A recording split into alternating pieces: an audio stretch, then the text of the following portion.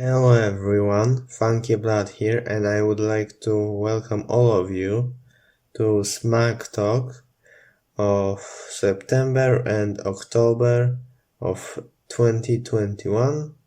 And SMACQ Talk stands for So Much Albums to Cover Quickly Talk. And I am making this video, and probably will make these kinds of videos in the future, because I don't make videos that quickly, and I will cover much quicker so many more albums.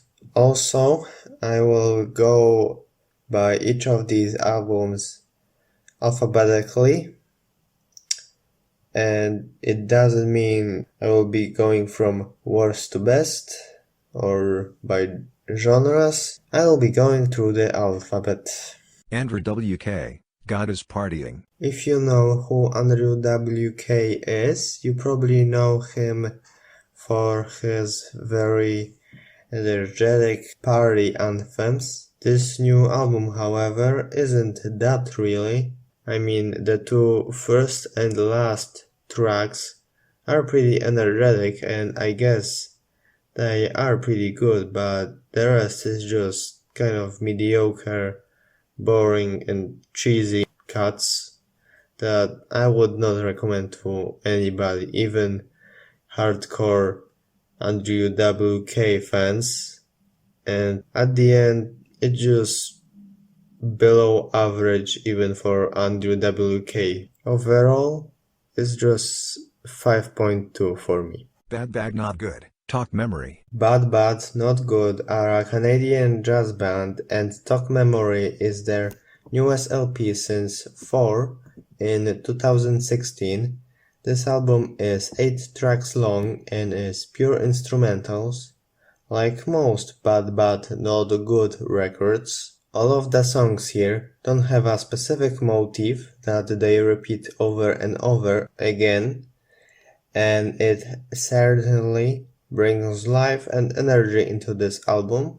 However, with this album being mainly focused on its instrumentation, I did find some parts to be not that perfectly performed, mainly unfolding with Lara G, and I wouldn't say every other track is 10 out of 10 worthy. Overall, it is a very good jazz project, and the majority of the album is great. 7.4 from me. Big Sean and Hit Boy, What You Expect. Big Sean does as great of a job with his flows as he did back on Detroit 2 from last year, and Hit Boy also makes some killer beats for this EP. I can definitely say I enjoyed most of this project with these two working together here so well. However, from track 3 to 5, almost everything isn't that amazing, as the flows and production kinda sag and aren't super memorable as a result. Although I do think the middle isn't as strong as the beginning or the closer What a Life, I strongly recommend this neat trap EP that's also just short of 20 minutes, and I'm going to give this EP a 7.7. Blue, The Color Blu. The Color Blu is a relatively new endeavor of Blue after a few collabs with the producer known as Exile, who also produces People Call Me Blue. This record combines jazz and 90s hip-hop, which means a lot of record scratches, and the lyrical premises for the tracks are Blue, the rapper, tackling topics like identity, religion, politics, and emotions, while making references to the color blue and things that are blue. There are samples from other songs, like on Mr. Blue Sky or We Are Darker Than Blue, on which I'm 99% sure has a Soulja Boy sample in the background. I mean, just listen to it. But my favorite is definitely the one on Bluer Than Blue, on which Blue samples some kids show, and it's talking about the color blue, and Blue, the rapper, puts some very demented clicking sounds on top of it, and overall it may be my favorite, with it being about a lot of topics including being Superman and doubting yourself. On Because the Sky is Blue, Blue deflects the question why is he named Blue with why is the sky blue, why is water wet, and later answers with because John was too lame and blue sounded like a breath of fresh air, and it's definitely one of the best tracks here. Lastly, You Ain't Never Been Blue is the worst produced in my opinion, with the production kinda silencing Blue, but also the sentiment behind it is straight up anti-white, and not in like I hate Donald Trump or something. It's like the black community should be against white people in general or something, and I do not agree with it, and it's bad for other reasons as well, but it is one of them. And I am going to give this album as a whole a solid 8. Deerhoof, actually, you can. Deerhoof do it again with an amazing rock and math rock and noise rock project that is well performed, very catchy, very just everything. It's so fun. It's really fun, and it's not a 10 out of 10. I do have some technical hangups with it, mainly the drums, which honestly sound really amateurish and sound like they're straight up ripped out of Metallica's Saint Anger, the infamous worst album of their career, basically. I just think they're kind of not up to snuff with the pretty great songwriting of everything else. The best track here is definitely Plant Thief. It's pretty fun all around, this track and the album as a whole, and although it may sound a little childish in some parts, it is still great. As I said, it's an 8.0 record, and I would recommend it as if it was a 10 out of 10, honestly. It's not, but people say it is, but not for me. Don Toliver, Life of a Don. This is the second album of Don Toliver, a guy who collaborates with a few very known rappers like Nas, Travis Scott, and Eminem, and Life of a Don is supposed to prove that he's not a ripoff of Travis, but unfortunately this record is very mediocre and unmemorable. The production and vocals are definitely solid, but they don't amount to anything special. There are definitely highlights in the track list, but 1, nothing goes above 7 out of 10, and 2, every track here is so low key that it's either a 4 or a 5. I understand that subtle and slow music is a thing, it's just that this record is very middle of the road to the point of being very boring. And I'm going to give this one a 5.1 because there were some great things in there, but a lot of not so great things as well. Ed Sheeran, Ed Sheeran, more like Bad Sheeran, Equals, more like a very non-specific and bad name. Tracklist of Equals, more like a bad collection of acoustic and later on very awful rap tracks. Awful singles of Equals, more like bad and awful and generic and not interesting and very annoying and very meh and very and very of Equals. Every track after Collide, more like awful tracks with awful trap and rap influence. Is Bad Habits, more like a habit of ripping someone off. My thoughts on this album? More like my negative thoughts on this album. And I'm going to give this one a 1.9. It was asinine. Yeah, it's a very nice choice of a cover for it to be red, because it's gonna be ready for a full review. Frontierer, Oxidized. Oxidized is a new mathcore and hardcore metal album that also sometimes becomes a sludge metal album with some slow riffs that emulate one of my favorite music genres, in fact. But the bulk of the record does stay firmly in its lane. The problem, however, it doesn't get great at any point. There were some tracks I liked, like Glacial Plasma or Death Pole. Those were neat, but most of this album's songs, and this album as a whole, I wouldn't recommend.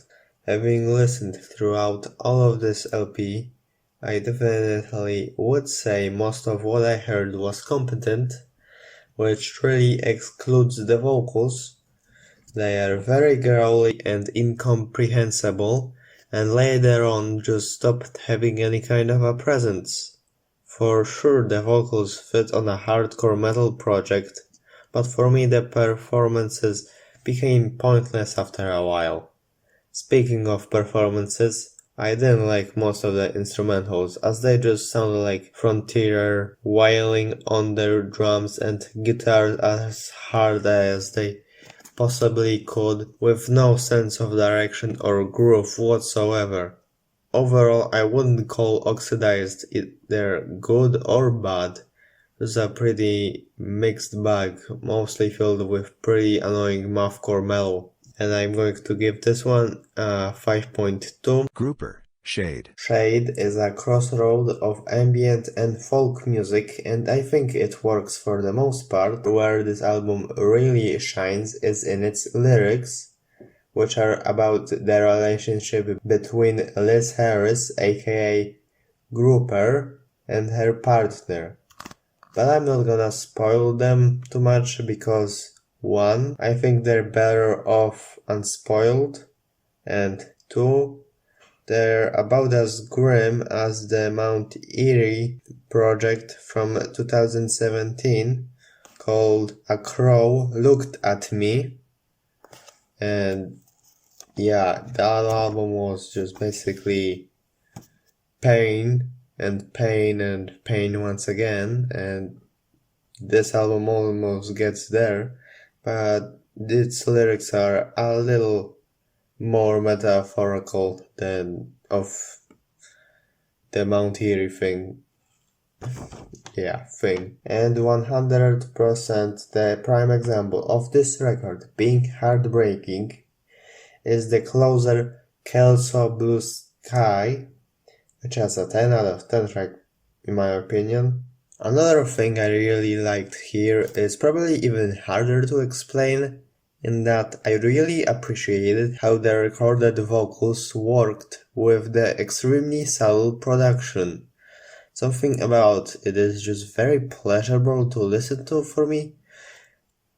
Like the female vocals being in a void, some reason it's very nice. Anyway, this was a pretty great ambient folk project that I mostly enjoyed, except for some teensy moments where I think it gets a little meh, a little too ambient, like dead air.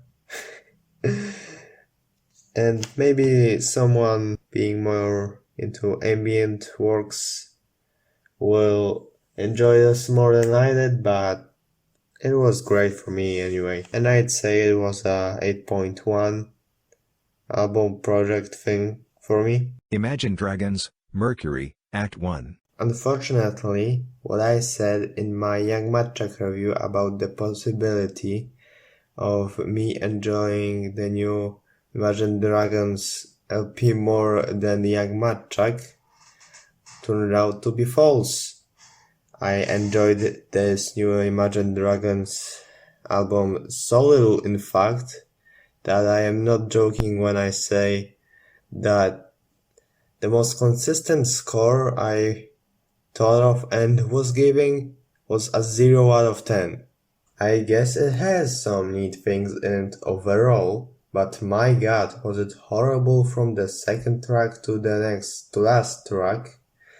And I say that in the sense of the opener and the closer are in the least somewhat listenable and have some good riffs and such, even though they are Imagine Dragons songs. Everything else, however, is either painful to sit through or painful to listen through. Basically every track here is really boring, like Lonely or Giants or It's Okay. The last one also features some very weird political-esque lyrics, and I have no idea what they were trying to say here at all, especially with the fact that they are also doing it ironically for some reason. The only thing I can say beyond that is what the hell? What the hell? What the hell? What the hell? What the hell? And no. Please God, just do not listen to it, and no, in general. And when Imagine Dragons isn't doing that, they present songs that are as bad as AGRs. AGRs? AGRs? I don't know. And those are songs that have very specific problems as well. Monday is a pretty awful dubstep throwback. Follow You is really self-serving. Also, it's pretentious as hell. The music video for it is really horrid too. And it portrays a guy who starts to like them just because he imagines Imagine Dragons as partying or rocking out, and a woman being a huge fan of them just cause she imagines them as hot and then leaves without paying them because she imagined her partner as hot. Also, something equally as dumb are the awful vocals at the end with the la la la la la la la la la la la la and I am not joking when I do that. Like that is how bad it gets at the end. Even worse is Cutthroat, which for some ungodly reason has an awful gospel influence with extremely bad vocals. Anyway, this project as a whole was extremely unpleasant to hear, and I wouldn't recommend the majority of it even if my life depended on it. Also, there wasn't a story or a specific theme that connected these tracks at all, so calling this an Act 1 was 100% a marketing gimmick. I guess in some sense this album is a little better than Origins, but I haven't heard Origins and I still hate this album. Like, honestly, it was so commercial and so boring and so not even pleasant to good at all. Do not listen. You got that? we got that. Alright. James Blake, Friends That Break Your Heart. Friends That Break Your Heart is a new album from a legendary British man called James Blake, who made one of the best albums of the 2010s, also called James Blake. Is this record better than that one by any stretch of the imagination? Not really. The singing is very somber and neat, but every once in a while it comes across as kinda standard, like on Coming Back with SZA. Speaking of features, almost all of them are hip-hop artists, like Jid or SZA, but there aren't that many of them, and I wouldn't say they make a huge impression by the end. The production is very spacey and moody and atmospheric, and maybe it's just an issue for me, but the production doesn't become as memorable as I would like it to be. Still, there were some moments of lyricism and tracks like Funeral or the title track that really resonated with me, and which I thought were nearly perfect. While I would say this record is mostly worthwhile, I would also say that cuts like Coming Back or I'm So Blessed You're Mine I found to be kind of meh, and I'm going to give this album overall a 7.7. Kizo, 5 More Minutes. What do you want me to say? Is it mediocre? Yes. Does Kizo have any versatility whatsoever? And should he touch the mic ever again? No. Is this LP filled to the brim with posturing, mediocre rapping, and boredom for the listener? Yes, and yes. Was there a single good song? Well, I did like Shape quite a bit. I mean, it wasn't amazing, but the beat and vibe were pretty neat, and Kizo somewhat sounded like he was trying. Shame he gave up on this whole album. Maybe except Oxa? O-X-I-A? Maybe that was okay-ish, but everything besides that, no, he sounds awful. Anyway, most of 5 More Minutes is basic production, 3 out of 10 rapping, and punchlines that haven't been funny since the 90s. For example, Oh Yay features burping for comedic effect, and at one point Kizo mentions Happy Meals. Yeah, if you want even a slightly substantive record, do not listen to this one.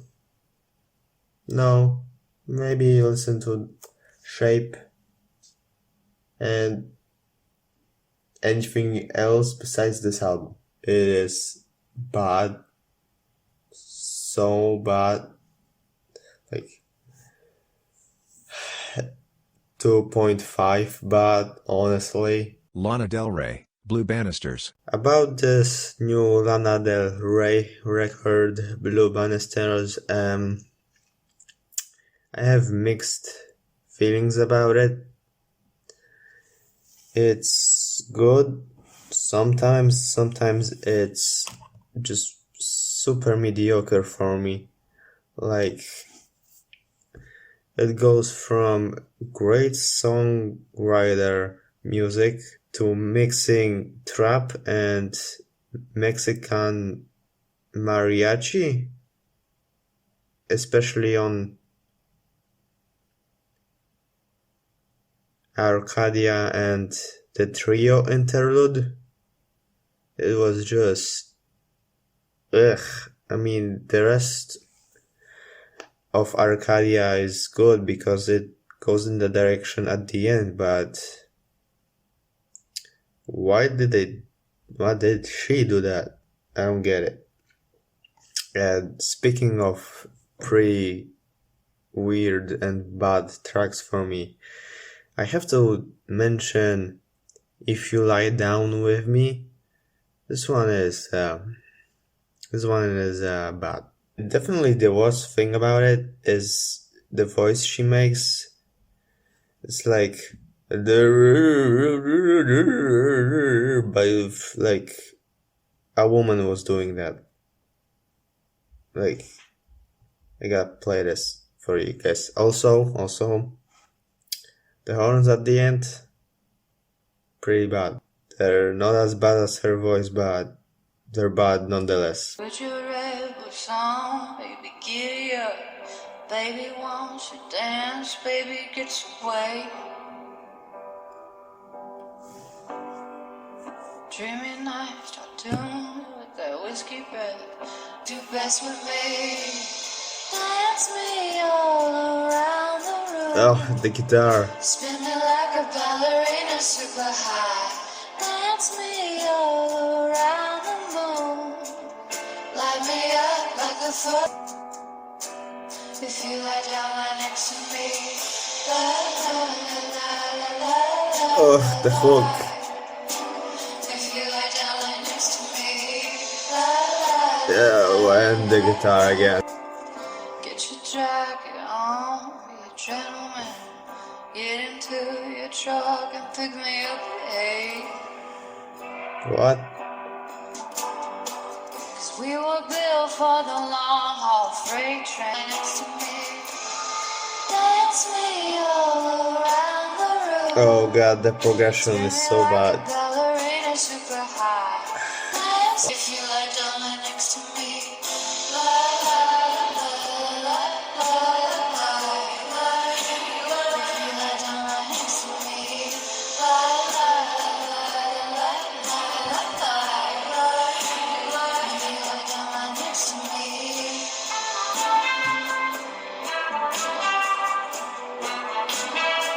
Yeah, I hear that. That's greatness right there.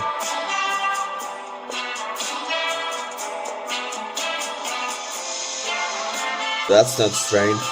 That's not strained at all.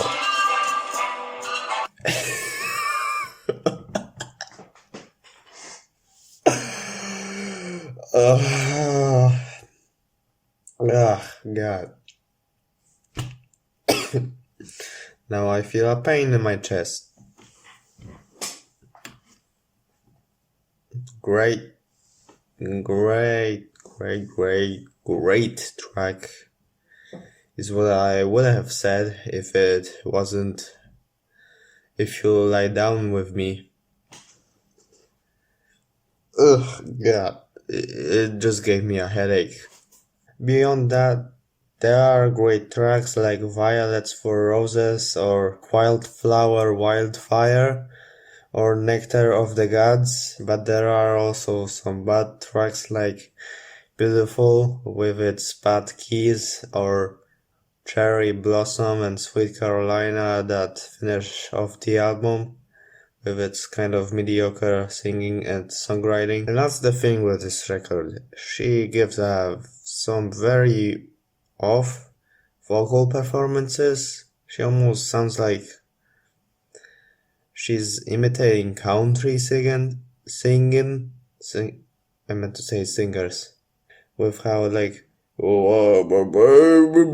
that is most of her singing here, and I would appreciate it if there was a reason for it and it didn't sound half-assed most of the time, but it does, and I don't like it because of that.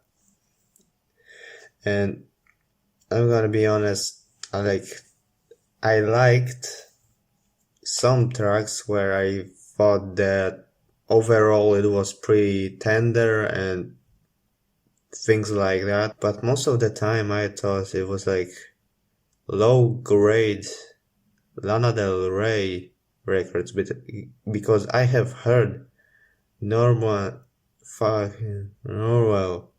and it was great, but this is just middle of the road overall. Like, come on, do we really need this kind of performance in terms of instrumentation and vocal performances? Come on.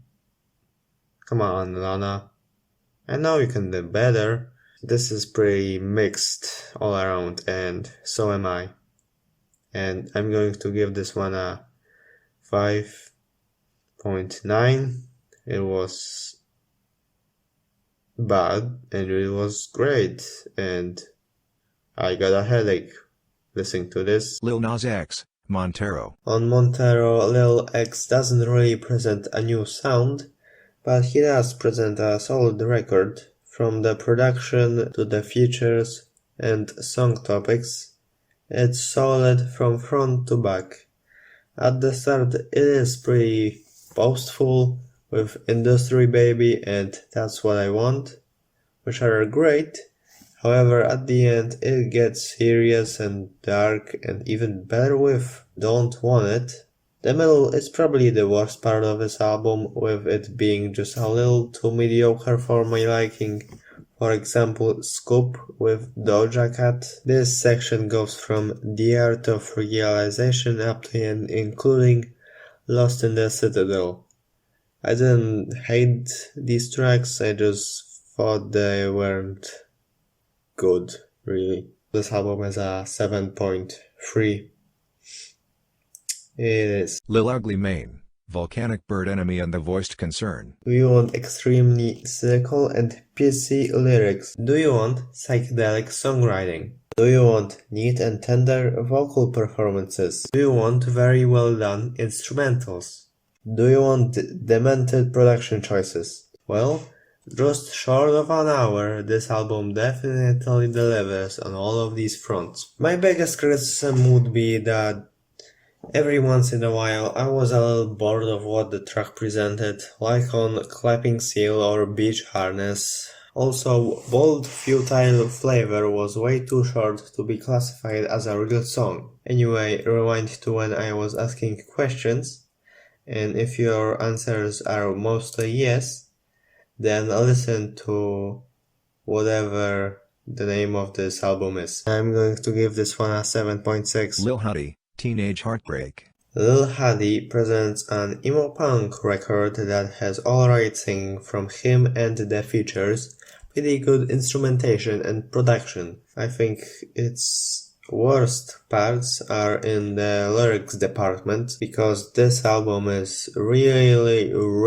stereotypical for an emo record, with how it's about running away, being miserable, getting wasted, being insanely in love.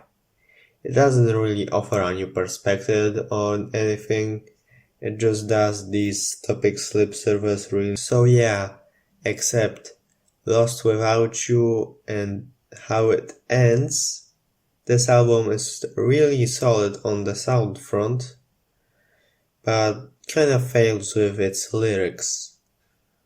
My favorite tracks would be 21st Century Vampire and I Don't Care, with how catchy their hooks are, and pretty catchy overall with instrumentation. I am going to give this endeavor a 5.8. It was cool, sometimes in some departments. Magdalena Bay, Mercurial World. This debut synth-pop album by Magdalena Bay is fire. There are quite a few tracks here that I think are some of the best pop songs of 2021. Tracks like the title track, Secrets, Your Fire, Chaueri, and the closer, called The Beginning, and something cute about that one, and this album as a whole, is that the finishing beat of a track will keep going into the intro of the next one, perpetuating the sense that this album is so amazing, you can and will listen to it over and over again. Speaking of the production, I thought it was amazing for the most part, with how it uses synths, distortion, effects, and on Secrets Your Fire some odd effect or instrument that I have never heard of before, but also makes me straight up go insane. The singing I found to be great, and the effects on them are great as well. For me, the most notable influences for this record are Kiro Bonito and Charlie XCX, with how boastful and punchy some of the songwriting is. Also, it kinda sounds like internet music, especially Secret Your Fire, and again, Caro Bonito influence there for sure. And I like it. The songs that I think are a tad weaker than the rest are the ones that are somewhat slower, like Domino or Dawning of the Season. They aren't bad, but I just don't think they are just as great or memorable as the tracks I already mentioned.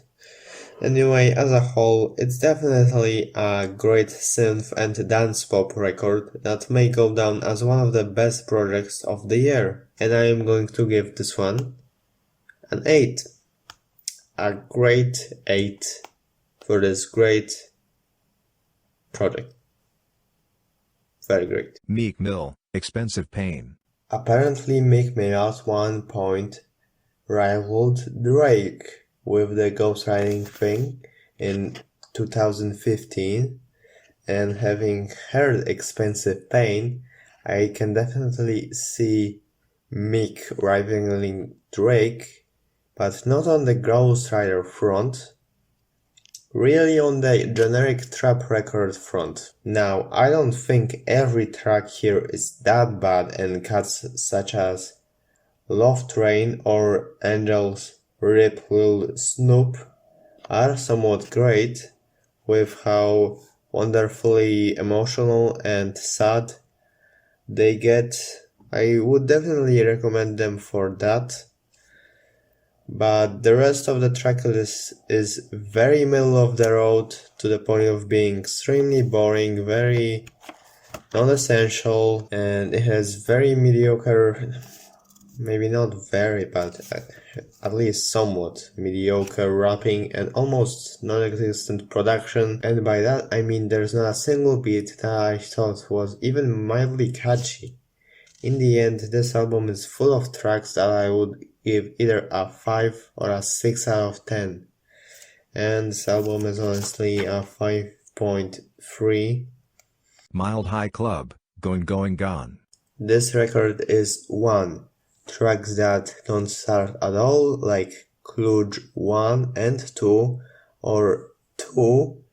Tracks that have random layers of instruments thrown on top of each other, like on Dionysian State or A New High, that don't come together. And 3. Tracks that sound like elevator music, like on Trash Heap or The Closer. The best ones were I Don't Wait, with how experimental it goes in the middle of it, and Waving, and It's Over Again, by having good performances and instrumentals. The latter one though gets too random halfway through for me to call it great overall, and I'm going to give this one a 5.3 as well. I am recording this after the Meek Mill one, so what a coincidence, I guess. Parquet Courts, Sympathy for Life. There's no denying the fact that after Parquet Courts released Wide Awake, they probably cannot stop themselves ever, and they definitely proved that with Sympathy for Life. With this album, Parquet Courts reinvent themselves actually into not just merely okay group that makes a pretty great record, and I don't mean like a 10 out of 10 record, I mean literally moderately great record. At times I think it was like passively being amazing sometimes, I don't know. The only way I can explain that is like it was pretty stereotypical for a punk record, and the vocals were just great. They weren't top notch from front to back, like on Wide Awake. They were just great for its genre, and punk rock, random sounds, really? I don't think that's cool anymore. It was cool probably in the middle 2000s or 90s or 80s, but now, not really, especially for me. And I am not 50, and somehow I can see through that at this point. There were highlights literally at the end, but besides Zoom Out and Pulcinella, there were literally straight sevens all across this record. Like, look at this. Yeah, it was just pretty general, pretty okay, pretty great, but again, pretty okay. When talking about its instrumentation and the singing and the structure and the flow and just everything, it was a 7 again and again and again. This was just aggressively a 7 out of 10 for me. It wasn't like offensive or mediocre, it was just firmly staying at 7 at all times, and it was kind of annoying for me. And you probably know the score I'm going to give a 7, a straight up 7. It was just aggressively okay. Great, but okay. Pond, 9. Despite Pond releasing records for over 10 years at this point, and definitely having talented people at their disposal, 9 is an album that is really stiff and unenjoyable at points, mostly because the instrumentation or vocals that aren't even great interrupt any sense of a groove the track had, and this one simple problem majorly cripples the potential of this record. Honestly, I wouldn't even say 9 is a psychedelic or a synth-pop album as much as it is a weird fusion of pop and jazz. I suppose it is enjoyable to a certain extent, but almost every track here will get on your nerves, and I found Rambo to be the least decent. Best tracks here, in my opinion, were Pink Lunettes and the closer Toast. Those were neat, although kinda long, and I'm going to give this album a 6.2. It was cool sometimes. Poppy, Flux. On this new album, Poppy mixes pop and shoegaze quite well. The guitars and drums definitely have a rock spirit, and so does Poppy with how she goes from singing calmly to screaming her brains out, especially on the closer, Never Find My Place. However, I found tracks such as Hysteria, So Mean, and On the Level kinda underwhelming and annoying. But the highs on this album, that means Bloom and the closer, once again, are definitely worth a try. And I'm going to give this one a 7.4. Shad, Tao. All I have to say about Tao is overall it's fine. It has some good cuts like Tao Part 2, Tao Part 3 and Slot Machines, but most of the tracklist here just sounds bland. If it came 10 years ago or something, maybe it would be fresh and experimental, but now it's really boring. The production and vocals are solid, and sometimes the lyrics can be thought-provoking, but from start to finish it is pretty shoddy. It's an album that tries to experiment with jazz and conscious hip-hop, and the results aren't great but mostly average. And average it is, with a 5.5 rating from me. Sufjan Stevens and Angela Augustine, A Beginner's Mind. This is a collaborative album between Sufjan Stevens, a legendary indie folk and chamber pop artist, and Angelo D'Agostino, also an indie folk musician. A Beginner's Mind does have a novel concept behind it, in that every track was inspired after a movie Sufjan and Angelo have watched beforehand, like Return to Oz, Night of the Living Dead, Last Wave, or Hellraiser 3. The concept is mostly related to the lyrics that have references to a movie the track is about. Musically, it's pretty consistent all the way through, with soft guitars and soft vocals, but I would say I didn't like the latter part of the tracklist as much as the first leg of the album, as they became more and more quiet and uneventful.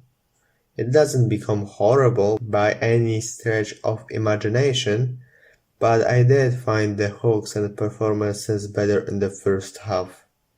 Definitely recommended overall. I would give this one a straight up 8. Wiki, Half God. Wiki is an East Coast MC and a former member of a pretty fantastic rap collective, Rat King. On this new LP he brought Navy Blue as a producer who definitely does a good job, even though not most of the beats here are kinda repetitive. And I guess the whole album can be called that, cause every track here is filled with the same production, low-key rapping by Wiki, and cool stories he pens. The only truly exciting moment is the track Home, which is a freestyle near a road that later transitions into a studio recording. There are definitely pretty meh moments, considering this is a very low-key record, and I would say Drag Supplier remarkably and Still Here are the tracks that get more and more boring on each listen. They're fine, but give off the least impressions in my opinion, and I am going to give this a straight up 7. A straight up 7, yeah. Ex-Ambassadors, The Beautiful Liar. You might remember Ex-Ambassadors from one of the worst Eminem albums, Revival, also one of the worst albums of the previous decade. Well, on their new release here, they don't improve their look at all. There are two premises for this record. One, reconciling with your evil side, and two, parodying war. It may not sound that bad, but when you hear melodramatic, serious moments or tracks to ones that pretend to be a 1930s war PSA/commercial, it's actually nauseating. The Beautiful Liar tries to have a unique presentation, with the tracks being divided into 2 chapters and references to a book being read, but it doesn't amount to anything at all at the end. What's worse, they try to rip off Kanye West, IELTS, and The Weeknd, the last one especially at the end of the record, which makes the tracks at the end completely boring. The drums on Bullshit are incredibly hideous, and the tail end of the title track has a kazoo breakdown and it's awful. It's cute that I bring the beat from it to the closer, but them trying to trick you into thinking this was a good album with the lyrics isn't. Singing performances definitely try to do something emotional all throughout this LP, but it's cancelled either because the production stinks or it's boring as hell. Yeah, overall it's bad. It's bad. Again. It's bad. 3.5. Xenia Rubinos, Una Rosa. It's hard to sum up this new Xenia Rubinos record, but I guess I'll say it isn't like Black Terry Cat at all. It's not a straight up funk record. It's more of a glitch pop and somewhat industrial record. This is a complete change of genres for her, and she comes out with some of her best work here, I think. Because while I did like Black Terry Cat from 2016, I do think it was mixed and produced pretty horribly, and I am saying it is good. I do like it. Performances on it were amazing, but it sounded like instruments being thrown on to each other at points. This new LP of hers is mixed beautifully, and the beats are pretty memorable, even more so than her previous efforts. It doesn't really have a premise. Towards the end, it kind of has. It becomes more somber, especially on the single Did My Best, which I just love. It has some pretty weird effects on her voice, but it makes me like the track even more. The music videos for Don't Put Me in Red and Cogelo Suave are incredibly hilarious. I would recommend them just for the videos alone. Man oh man, were they just great. Funny, straight up weird and amazing at the same time. And overall, I can definitely say I greatly enjoyed this Spanish glitch pop record from her, and I'm going to give this one an 8.4. Young Thug, Punk. Young Thug has released a ton of projects, and I do mean a ton, in the last 8 years, but Punk is his second attempt at a more acoustic sound, with the first one being Beautiful Thugger Girls in 2017. The beginning of Punk is decent, even though Stressed with J. Cole is super shoddy. The best tracks here are definitely Contagious and Recognize Real, with how tender and beautiful they are. Unfortunately, the direction Punk had started with disappears after that, and I'd say Rich N-word shit is where this album bombs and never recovers, excluding Fifth Day Dead, track 16, because it is a small return to the vibe from the beginning. But yeah, every feature and production later on transforms Punk into a pretty awful trap project, and that means that the majority of tracks on this record are unlistenable. For example, Icy Hot with Doja Cat, Bubbly with Drake and Travis Scott, and Hate the Game. And even when he's like explaining to her that I'm a beast, it's in my nature to be with other women all the time, it doesn't sound like he means it as well. He's just bored all throughout this LP. So listen to the tracks that I think are above 5 out of 10 if you want some neat balladry from Young Thug, and listen to everything below 5 out of 10 if you want an intensely mediocre collection of awful tracks that shouldn't have been released. 3.8 out of 10 from me. Zach Fox, shut the F up talking to me. Zach Fox is most likely known for his single Jesus is the One, I Got Depression from 2019, on which he collaborated with Kenny Beats, who also shows up here on Get Off My Dick. This album is a mix of experimental hip-hop and what I like to call chill rap, and almost every other track is pretty fantastic.